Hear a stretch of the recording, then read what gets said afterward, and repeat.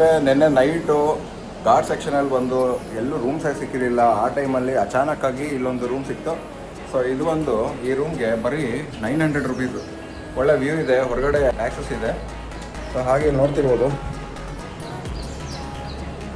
ಎಷ್ಟು ಗ್ರೀನರಿಯಿಂದ ತುಂಬಿದೆ ಅಂದರೆ ನೋಡೋಕ್ಕೆ ತುಂಬ ಖುಷಿ ಆಗುತ್ತೆ. ಈ ರೂಮ್ ಡೀಟೇಲ್ಸ್ನ ನಾನು ನಿಮಗೆ ಪಿಂಗ್ ಮಾಡಿರ್ತೀನಿ, ಅಂದರೆ ಡಿಸ್ಕ್ರಿಪ್ಷನಲ್ಲಿ ಮೆನ್ಷನ್ ಮಾಡಿರ್ತೀನಿ. ನೀವೇನಾದರೂ ಈ ಕಡೆ ಬಂದಾಗ ಡೆಫಿನೆಟಾಗಿ ಇದನ್ನು ಬುಕ್ ಮಾಡಿಕೊಂಡು ಕಡಿಮೆ ಬಜೆಟ್ಗೆ ಇಬ್ಬರಿಗೆ 900 ರೂಪಾಯಿ ಪೇ ಮಾಡಿದ್ದೀವಿ. ಸೊ ಇವತ್ತು ನಾವು ಸಂಗಮೇಶ್ವರಿಂದ ರಾಯಗಢ್ಗೆ ಹೋಗ್ತಾ ಇದ್ದೀವಿ. ಸೊ ರಾಯಗಢ್ ಬಂದು ಇಲ್ಲಿಂದ ಅಲ್ಲಿಗೆ 150 ಕಿಲೋಮೀಟ್ರ್ ಗಾರ್ಡ್ ಸೆಕ್ಷನು. ಸೊ ಆದಷ್ಟು ಬೇಗ ಇವತ್ತು ನಮ್ಮ ಜರ್ನಿನ ಸ್ಟಾರ್ಟ್ ಮಾಡ್ತಾಯಿದ್ದೀವಿ. ಸೊ ಅಲ್ಲಿ ಹೋಗಿ ಛತ್ರಪತಿ ಶಿವಾಜಿ ಮಹಾರಾಜರ ಆಶೀರ್ವಾದ ಪಡೆದು ಅಲ್ಲಿಂದ ಮತ್ತೆ ತುಳಾಪುರ್ಗೆ ಹೋಗೋಣ ಅನ್ನೋ ಒಂದು ಐಡಿಯಾದಲ್ಲಿದ್ದೀವಿ. ಸೊ ನಮ್ಮ ಜೊತೆ ಕಿರಣ್ ಅವರು ಇದ್ದಾರೆ, ಅವರಂತ ಫುಲ್ ಖುಷಿಯಾಗಿದ್ದಾರೆ ಇವತ್ತು. ಹೇಳಿ ಕಿರಣ್ ಅವರೇ, ಏನಿಸ್ತಿದೆ?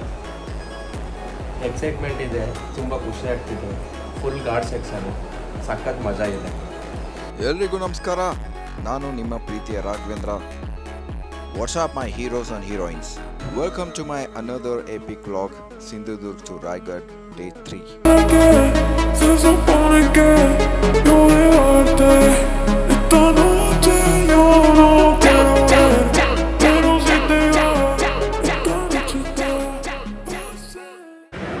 ಇನ್ನೊಂದು ರೌಂಡು ಬಸ್ಸು, ಇನ್ನೊಂದು ರೌಂಡು ಪಕ್ಕದ ಹೋಗೋಣ. ಇಲ್ಲಿ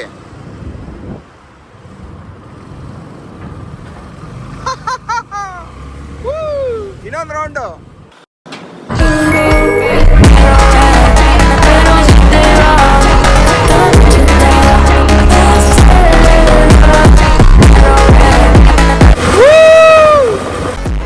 ಏನ್ ಬಾಸು, ನಾವು ಮಹಾರಾಷ್ಟ್ರದಲ್ಲಿದ್ದೀವ ಫಾರಿನಲ್ಲಿದ್ದೀವ? ಏನು ಟನಲ್ ಇಷ್ಟು ದೊಡ್ಡದು? 3 ಕಿಲೋಮೀಟರ್ ಇರಬೇಕಲ್ವ ಟನಲ್ ಇದು?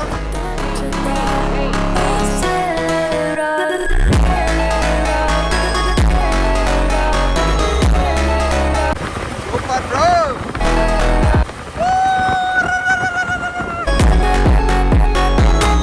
ಅಂತ ಇಂತ ಎಕ್ಸಿಟ್ ಆದ್ವಿ, ಹೆಡಿಂಗ್ ಟುವರ್ಡ್ಸ್ ರಾಯಗಢ್.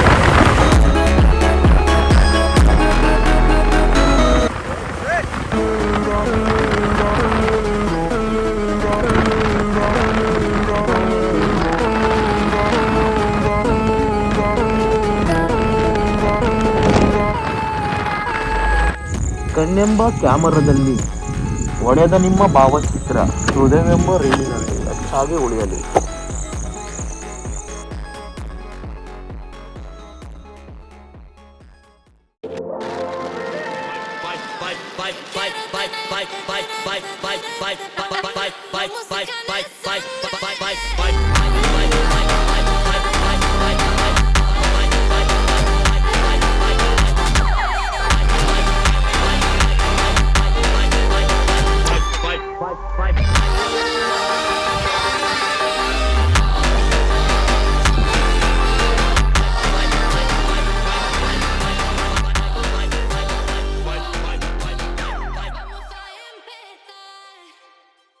ರಾಯಗಢ್ಗೆ ಬಂದಮೇಲೆ ಹೋಮ್ ಸ್ಟೇ ಬರೀ 1000 ರೂಪಾಯಿಗೆ ಸಿಕ್ತು. ಮರಾಠರ ಊಟದ ಜೊತೆಗೆ ರೋಪ್ ವೇ ಕೂಡ ಪಕ್ಕದಲ್ಲೇ ಇತ್ತು. 315 ರೂಪಾಯಿಗೆ two and pro. Chhatrapati Shivaji ಮಹಾರಾಜರಿಗೆ ಕೈ ಮುಗಿದು ಮುಂದಕ್ಕೆ ಹೋದ್ವಿ. ಜರ್ನಿ ಟೈಮಿಂಗ್ಸ್ ಬಂದು ಬೆಳಗ್ಗೆ 8ರಿಂದ ಸಂಜೆ 5 ತನಕ 4 ಕ್ಯಾಬಿನ್ಗಳಿರುತ್ತೆ.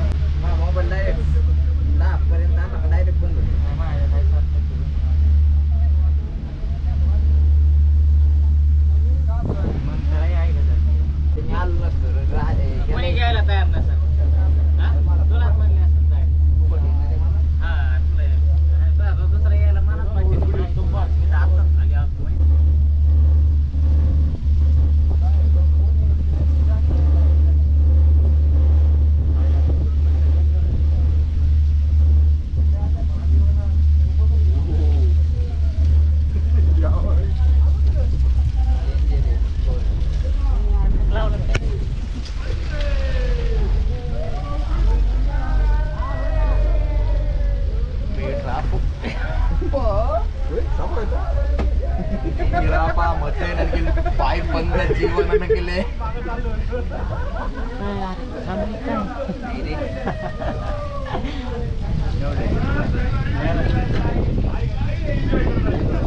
ಅಂತೂ ಇಂತೂ ರಾಯ್ಗಢ್ ಫೋರ್ಟ್ ನ ತಲುಪೇ ಬಿಟ್ವಿ. Ropeway ride, museum, restaurant, accommodation, documentary, AV room ಮತ್ತೆ ತಿಂಡಿ ತಿನಿಸು ಏನ್ ಬೇಕು ಎಲ್ಲ ಸಿಗುತ್ತೆ. ಸೊ ನೀವು ಕೆಳಗಡೆ ಇದ್ಕೊಂಡು ಏನೇನ್ ಬೇಕು ಎಲ್ಲ ನೋಡ್ಕೊಂಡು ಆಮೇಲೆ ರಾಯ್ಗಢ್ ಫೋರ್ಟ್ ನ ನೋಡೋದಕ್ಕೆ ಹತ್ತಬಹುದು. ರಾಯಗಢ ಕೋಟೆ ಮರಾಠ ಸಾಮ್ರಾಜ್ಯದ ಹೃದಯ. ರಾಯಗಢ ಕೋಟೆ ಮಹಾರಾಷ್ಟ್ರದ ಇತಿಹಾಸದಲ್ಲೇ ಬಹಳ ಮುಖ್ಯವಾದ ಒಂದು ಸ್ಥಳ. ಇದು ಛತ್ರಪತಿ ಶಿವಾಜಿ ಮಹಾರಾಜರ ಸ್ವತಂತ್ರ ಮರಾಠ ಸಾಮ್ರಾಜ್ಯದ ರಾಜಧಾನಿಯಾಗಿತ್ತು. ಈ ಕೋಟೆಯ ಇತಿಹಾಸ ಹೀಗಿದೆ. ಹಳೆಯ ಹೆಸರು ಮೊದಲು ಈ ಕೋಟೆಗೆ ರೈರಿ ಅಥವಾ ರೈರಿಗಢ ಎಂದು ಹೆಸರಿತ್ತು. ಶಿವಾಜಿ ಮಹಾರಾಜರ ವಶಕ್ಕೆ 1656ರಲ್ಲಿ ಛತ್ರಪತಿ ಶಿವಾಜಿ ಮಹಾರಾಜರು ಜಾವಳಿಯ ಚಂದ್ರರಾವ್ ಮೋರೆ ಎಂಬ ರಾಜನಿಂದ ಈ ರೈರಿ ಕೋಟೆಯನ್ನು ವಶಪಡಿಸಿಕೊಂಡರು. ಶಿವಾಜಿ ಮಹಾರಾಜರಿಗೆ ಈ ಕೋಟೆಯ ಮಹತ್ವ ಅರ್ಥವಾಯಿತು. ಇದು ಎತ್ತರದ ಬೆಟ್ಟದ ಮೇಲಿತ್ತು, ಶತ್ರುಗಳಿಗೆ ಏರಲು ಕಷ್ಟವಾಗಿತ್ತು ಮತ್ತು ಸಮುದ್ರಕ್ಕೆ ಹತ್ತಿರವಾಗಿದ್ದರಿಂದ ವ್ಯಾಪಾರಕ್ಕೂ ಒಳ್ಳೆಯ ಸ್ಥಳವಾಗಿತ್ತು. ಕೋಟೆಯನ್ನು ವಶಪಡಿಸಿಕೊಂಡ ನಂತರ ಶಿವಾಜಿ ಮಹಾರಾಜರು ಅದನ್ನು ದೊಡ್ಡದಾಗಿ ಮತ್ತು ಭದ್ರವಾಗಿ ಕಟ್ಟಲು ಪ್ರಾರಂಭಿಸಿದರು. ಹಿರೋಜಿ ಇಂದುಲ್ಕರ್ ಎಂಬ ಇಂಜಿನಿಯರ್ ಇದರ ನಿರ್ಮಾಣಕ್ಕೆ ಮುಖ್ಯಸ್ಥರಾಗಿದ್ದರು. ರಾಜಧಾನಿಯಾಗಿ ರಾಯಗಢ 1674 ಶಿವಾಜಿ ಮಹಾರಾಜರು ಈ ಕೋಟೆಗೆ ರಾಯಗಢ ಎಂದು ಮರುನಾಮಕರಣ ಮಾಡಿದರು. ಅಂದರೆ ರಾಜರ ಕೋಟೆ ಅಥವಾ ರಾಜಮಯ ಕೋಟೆ ಎಂದರ್ಥ. 1674 ಜೂನ್ 6ರಂದು ಇದೇ ರಾಯಗಢ ಕೋಟೆಯಲ್ಲಿ ಶಿವಾಜಿ ಮಹಾರಾಜರು ಅದ್ದೂರಿಯಾಗಿ ಪಟ್ಟಾಭಿಷೇಕ ಮಾಡಿಸಿಕೊಂಡು ಛತ್ರಪತಿ ಎಂಬ ಬಿರುದನ್ನು ಪಡೆದರು. ಇದು ಮರಾಠ ಸಾಮ್ರಾಜ್ಯದ ಸ್ವತಂತ್ರ ಅಸ್ತಿತ್ವಕ್ಕೆ ದೊಡ್ಡ ಗುರುತಾಯಿತು. ಶಿವಾಜಿ ಮಹಾರಾಜರು ತಮ್ಮ ಆಡಳಿತವನ್ನು ಇದೇ ಕೋಟೆಯಿಂದ ನಡೆಸುತ್ತಿದ್ದರು. ಇಲ್ಲಿಯೇ ಅವರ ಅಷ್ಟಪ್ರಧಾನ ಮಂಡಳಿ 8 ಮಂತ್ರಿಗಳ ಗುಂಪು ಕಾರ್ಯನಿರ್ವಹಿಸುತ್ತಿತ್ತು. ಶಿವಾಜಿ ನಂತರದ ಇತಿಹಾಸ. ಶಿವಾಜಿ ಮಹಾರಾಜರು 1680ರಲ್ಲಿ ನಿಧನರಾದ ನಂತರ ಅವರ ಮಗ ಸಂಭಾಜಿ ಮಹಾರಾಜರು ರಾಯಗಢ ಕೋಟೆಯ ಅಧಿಕಾರವನ್ನು ವಹಿಸಿಕೊಂಡರು. ಆದರೆ ಮೊಘಲ್ ಚಕ್ರವರ್ತಿ ಔರಂಗಜೇಬನು ಮರಾಠ ಸಾಮ್ರಾಜ್ಯವನ್ನು ನಾಶ ಮಾಡಲು ಪ್ರಯತ್ನಿಸುತ್ತಿದ್ದನು. 1689ರಲ್ಲಿ ಔರಂಗಜೇಬನ ಸೇನಾಧಿಪತಿ ಜುಲ್ಫಿಕರ್ ಖಾನ್ ರಾಯಗಢ ಕೋಟೆಯನ್ನು ವಶಪಡಿಸಿಕೊಂಡನು. ನಂತರ ಈ ಕೋಟೆಯು ಮೊಘಲರು, ಸಿದ್ದಿಗಳು ಮತ್ತು ಮರಾಠರ ಕೈಗಳನ್ನು ಬದಲಾಯಿಸಿತು. ಬ್ರಿಟಿಷರ ಆಕ್ರಮಣ 1818ರಲ್ಲಿ ಬ್ರಿಟಿಷರು ಈ ಕೋಟೆಯನ್ನು ತಮ್ಮ ವಶಪಡಿಸಿಕೊಂಡರು. ಅವರು ಕೋಟೆಗೆ ಫಿರಂಗಿಗಳಿಂದ ದಾಳಿ ಮಾಡಿ ಅದರ ಹೆಚ್ಚಿನ ಭಾಗವನ್ನು ನಾಶಪಡಿಸಿದರು. ಅದರಿಂದಾಗಿ ಇಂದಿಗೂ ಕೋಟೆಯ ಕೆಲವು ಭಾಗಗಳು ಹಾಳಾದ ಸ್ಥಿತಿಯಲ್ಲಿವೆ. ಇಂದಿನ ರಾಯಗಢ ಕೋಟೆ. ಇಂದಿಗೂ ರಾಯಗಢ ಕೋಟೆ ಶಿವಾಜಿ ಮಹಾರಾಜರ ಶೌರ್ಯ ಮತ್ತು ಹಿಂದವಿ ಸ್ವರಾಜ್ಯದ ಸಂಕೇತವಾಗಿ ನಿಂತಿದೆ. ಪ್ರತಿ ವರ್ಷ ಸಾವಿರಾರು ಜನರು ಇಲ್ಲಿಗೆ ಭೇಟಿ ನೀಡುತ್ತಾರೆ. ವಿಶೇಷವಾಗಿ ಶಿವಾಜಿ ಮಹಾರಾಜರ ಪಟ್ಟಾಭಿಷೇಕದ ದಿನದಂದು ಕೋಟೆಯ ಮುಖ್ಯ ದರ್ಬಾರ್ ಹಾಲ್, ರಾಣಿಯರ ಅರಮನೆ, ಹಿರ್ಕಣಿ ಬುರುಜ್, ಜಗದೀಶ್ವರ ದೇವಾಲಯ ಮತ್ತು ಶಿವಾಜಿ ಮಹಾರಾಜರ ಸಮಾಧಿ ಇಲ್ಲಿನ ಪ್ರಮುಖ ಆಕರ್ಷಣೆಗಳು. ಸರಳವಾಗಿ ಹೇಳುವುದಾದರೆ ರಾಯಗಢ ಕೋಟೆ ಛತ್ರಪತಿ ಶಿವಾಜಿ ಮಹಾರಾಜರು ತಮ್ಮ ಸಾಮ್ರಾಜ್ಯವನ್ನು ಸ್ಥಾಪಿಸಿ ಆಳಿದ ಒಂದು ಪ್ರಮುಖ ಮತ್ತು ಪವಿತ್ರ ಸ್ಥಳವಾಗಿದೆ. ಇದು ಮರಾಠರ ಸ್ವಾಭಿಮಾನ ಮತ್ತು ಧೈರ್ಯದ ಪ್ರತೀಕವಾಗಿದೆ. ಹಾಗಾದರೆ ಶಿವಾಜಿ ಮಹಾರಾಜರು ಯಾರು? ಛತ್ರಪತಿ ಶಿವಾಜಿ ಮಹಾರಾಜರು ಭಾರತದ ಮಹಾನ್ ವೀರರಲ್ಲೊಬ್ಬರು. ಅವರು ಮರಾಠ ಸಾಮ್ರಾಜ್ಯವನ್ನು ಕಟ್ಟಿದವರು. ಅವರ ಜೀವನ ಮತ್ತು ಕೆಲಸಗಳು ಇಂದಿಗೂ ನಮಗೆಲ್ಲ ಪ್ರೇರಣೆ. ಹುಟ್ಟಿದುದು ಮತ್ತು ಚಿಕ್ಕ ವಯಸ್ಸು. ಶಿವಾಜಿ ಮಹಾರಾಜರು 1630 ಫೆಬ್ರವರಿ 19ರಂದು ಶಿವನೇರಿ ಕೋಟೆಯಲ್ಲಿ ಹುಟ್ಟಿದರು. ಅವರ ತಂದೆ ಶಹಾಜಿ ಭೋಂಸ್ಲೆ ಮತ್ತು ತಾಯಿ ಜೀಜಾಬಾಯಿ. ಜೀಜಾಬಾಯಿ ಅವರು ಚಿಕ್ಕಂದಿನಿಂದಲೇ ಶಿವಾಜಿಗೆ ರಾಮಾಯಣ, ಮಹಾಭಾರತದ ಕಥೆಗಳನ್ನು ಹೇಳಿ ಧರ್ಮ ಮತ್ತು ಧೈರ್ಯದ ಬಗ್ಗೆ ಹೇಳಿಕೊಟ್ಟರು. ದಾದಾಜಿ ಕೊಂಡದೇವ್ ಶಿವಾಜಿಯ ಗುರುಗಳಾಗಿ ಯುದ್ಧ, ರಾಜಕೀಯದ ಬಗ್ಗೆ ಕಲಿಸಿದರು. ಸ್ವರಾಜ್ಯದ ಕನಸು. ಶಿವಾಜಿ ಅವರು ಮೊಘಲರು ಮತ್ತು ಇತರ ರಾಜರ ಆಡಳಿತದಲ್ಲಿ ಜನ ಅನುಭವಿಸುತ್ತಿದ್ದ ಕಷ್ಟಗಳನ್ನು ನೋಡಿದರು.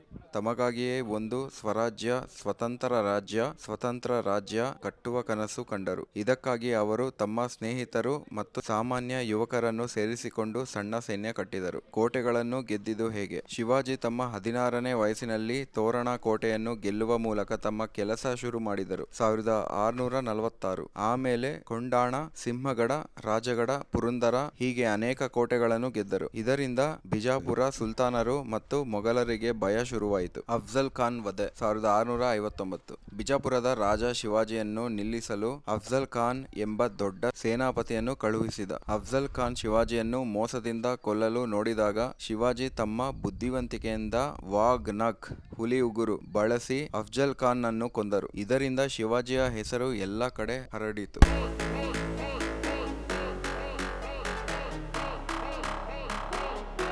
ಶೈಸ್ತಾ ಖಾನ್ನನ್ನು ಓಡಿಸಿದ್ದು 1663. ಮೊಘಲ್ ರಾಜ ಔರಂಗಜೇಬ್ ತನ್ನ ಮಾವ ಸೋಲಿಸಲು ಕಳುಹಿಸಿದ. ಶೈಸ್ತಾ ಖಾನ್ ಪುಣೆಯ ಲಾಲ್ ಮಹಲ್ ನಲ್ಲಿ ಇದ್ದಾಗ ಶಿವಾಜಿ ರಾತ್ರಿ ಹೊತ್ತು ನುಗ್ಗಿ ಅವನ ಮೇಲೆ ದಾಳಿ ಮಾಡಿದರು. ಶೈಸ್ತಾ ಖಾನ್ ತನ್ನ ಬೆರಳು ಕಳೆದುಕೊಂಡು ಜೀವ ಉಳಿಸಿಕೊಂಡು ಓಡಿಹೋದ. ಇದು ಮೊಘಲರಿಗೆ ದೊಡ್ಡ ಮುಖಭಂಗವಾಯಿತು. ಸೂರತ್ನ ದರೋಡೆ 1664. ತಮ್ಮ ರಾಜ್ಯದ ಖರ್ಚಿಗೆ ಹಣ ಬೇಕಾಗಿದ್ದಾಗ ಶಿವಾಜಿ ಮೊಘಲರ ಪ್ರಮುಖ ವ್ಯಾಪಾರ ನಗರವಾದ ಸೂರತ್ತನ್ನು 2 ಬಾರಿ 1664 ಮತ್ತು 1670 ದರೋಡೆ ಮಾಡಿದರು. ಇದರಿಂದ ಮೊಘಲರ ಸಂಪತ್ತು ಕಡಿಮೆಯಾಗಿ ಶಿವಾಜಿಯ ಶಕ್ತಿ ಹೆಚ್ಚಿತು. ಆಗ್ರಾದಿಂದ ತಪ್ಪಿಸಿಕೊಂಡಿದ್ದು 1666. ಔರಂಗಜೇಬ್ ಶಿವಾಜಿಯನ್ನು ಆಗ್ರಾಗೆ ಮಾತುಕತೆಗೆ ಕರೆದು ಅಲ್ಲಿ ಅವರನ್ನು ಗೃಹ ಬಂಧನದಲ್ಲಿ ಇರಿಸಿದ. ಆದರೆ ಶಿವಾಜಿ ಹಣ್ಣುಗಳ ಬುಟ್ಟಿಗಳಲ್ಲಿ ಅಡಗಿಕೊಂಡು ಆಗ್ರಾದಿಂದ ಬುದ್ಧಿವಂತಿಕೆಯಿಂದ ತಪ್ಪಿಸಿಕೊಂಡು ಬಂದರು. ರಾಜರಾದದ್ದು 1674. ಹೀಗೆ ಹೋರಾಡಿ ಶಿವಾಜಿ 1674 ಜೂನ್ 6 ರಾಯಗಢದಲ್ಲಿ ಅವರು ಛತ್ರಪತಿಯಾಗಿ ಪಟ್ಟಾಭಿಷೇಕ ಮಾಡಿಸಿಕೊಂಡರು. ಆಡಳಿತ. ಶಿವಾಜಿ ಬರೀ ಒಬ್ಬ ಯೋಧರಾಗಿರಲಿಲ್ಲ, ಒಳ್ಳೆಯ ರಾಜರೂ ಆಗಿದ್ದರು. ಅಷ್ಟಪ್ರಧಾನ ಮಂಡಲ. ಅವರು ರಾಜ್ಯವನ್ನು ನಡೆಸಲು 8 ಮಂತ್ರಿಗಳ ತಂಡವನ್ನು ಮಾಡಿದ್ದರು. ಅವರ ಸೈನ್ಯ. ಅವರು ಸಣ್ಣದಾದರೂ ಬಲಿಷ್ಠ ಮತ್ತು ಶಿಸ್ತಿನ ಸೈನ್ಯವನ್ನು ಕಟ್ಟಿದರು. ಅಡಗಿ ಹೋರಾಡುವ ತಂತ್ರದಲ್ಲಿ ಅವರು ಪರಿಣಿತರಾಗಿದ್ದರು. ರೈತರ ಬಗ್ಗೆ ಕಾಳಜಿ. ರೈತರಿಗೆ ಒಳ್ಳೆಯದಾಗಲು ಅನೇಕ ಕೆಲಸಗಳನ್ನು ಮಾಡಿದರು. ಭೂ ಕಂದಾಯ ಪದ್ಧತಿಯನ್ನು ಸರಿಪಡಿಸಿ ರೈತರಿಗೆ ನ್ಯಾಯ ನೀಡಿದರು. ಅವರು ಹಿಂದೂ ರಾಜರಿದ್ದರೂ ಎಲ್ಲಾ ಧರ್ಮದ ಜನರಿಗೆ ಸಮಾನ ಗೌರವ ಕೊಟ್ಟರು. ಮಸೀದಿಗಳಿಗೂ ಸಹಾಯ ಮಾಡಿದರು. ನೌಕಾಪಡೆ. ಸಮುದ್ರದಿಂದ ಬರುವ ಅಪಾಯವನ್ನು ತಡೆಯಲು ಬಲವಾದ ನೌಕಾಪಡೆಯನ್ನು ಕಟ್ಟಿದರು.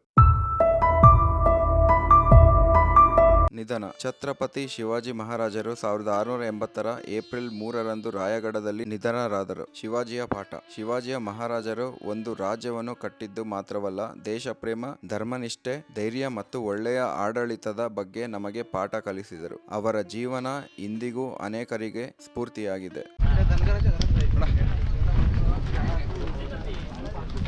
ನಾವಂತೂ ಪುಣ್ಯಸ್ಥಳನ ನೋಡೋದಕ್ಕೆ ಬಂದಿದ್ದೀವಿ ಕಿರಣ ಅವ್ರ ಜೊತೆ.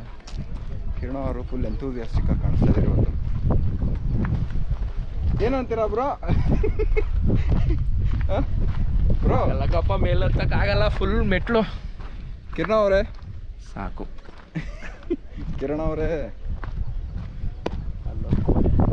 ಅಲ್ಲೊಂದು ಕೋಟೆ ಇದೆ, ನಮ್ಮನೇನೆ, ಬಂದು ನೋಡ್ಕೊಂಡು ಹೋಗೋಣ ಅಂತ ಬಂದಿದ್ದೀನಿ.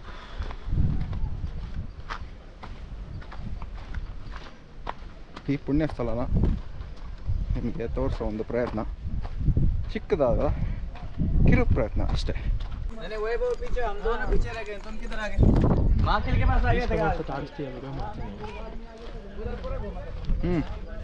ನೋಡಿ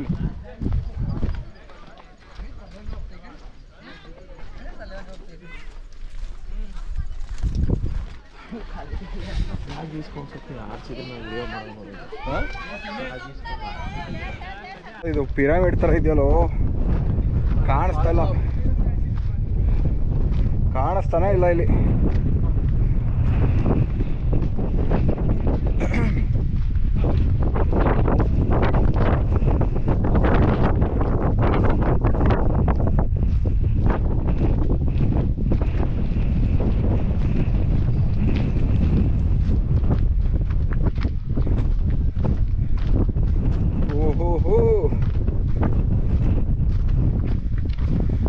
ಟ್ರೆಕ್ಕಿಂಗ್ ಅಂದರೆ ಇದೆ ಅನಿಸುತ್ತೆ.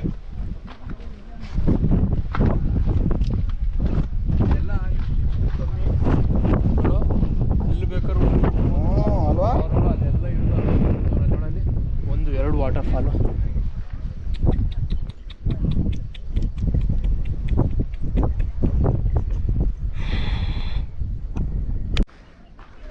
चलना बे नहीं बोल रहा सच में गए।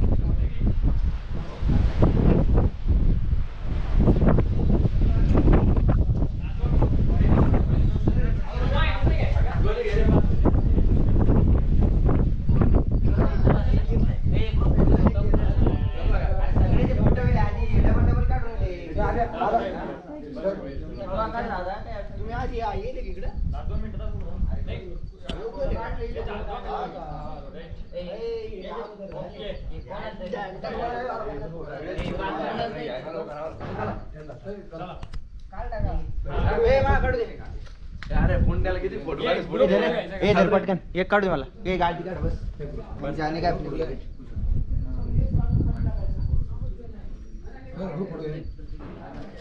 पुढे निघा